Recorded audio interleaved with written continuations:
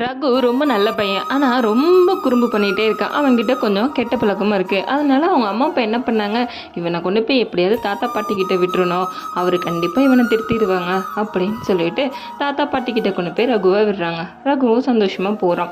தாத்தா வந்து ஒரு 2-3 நாள் அப்படியே அமைதியாக விட்டுறாரு. அடுத்த நாள் தோட்டத்துக்கு போகலாமா ரகு அப்படின்னு கேட்குறாரு. ரகுவும் சரி வாங்க போகலாம் அப்படின்னு சொல்லிட்டு 2 பேரும் போகிறாங்க. தோட்டத்துக்கு போனதுக்கப்புறம் தாத்தா ரகு கிட்ட சொல்கிறாரு, ஒரு சின்ன ஒரு புல்லை காமிச்சு இதை பிடுங்கு அப்படின்னு சொல்லிட்டு சொல்கிறாரு. அவனும் அதை டக்குன்னு எடுத்து கொடுத்துட்றான். அதை விட கொஞ்சம் வளர்ந்த செடியை இதை எடு அப்படின்னு சொல்கிறாரு. அதவன் டக்குன்னு எடுத்து கொடுத்துட்றான். அதை விட இன்னும் கொஞ்சம் வளர்ந்த ஒரு மரத்தை பிடுங்க சொல்கிறாரு. ரகுவும் அதை கொஞ்சம் கஷ்டப்பட்டே பிடுங்கிடுறான். அதை விட நல்லா வளர்ந்த பெரிய மரத்தை இதை எடு பார்க்கலாம் அப்படின்னு சொல்கிறாரு. ரகுவால் முடியவே இல்லை.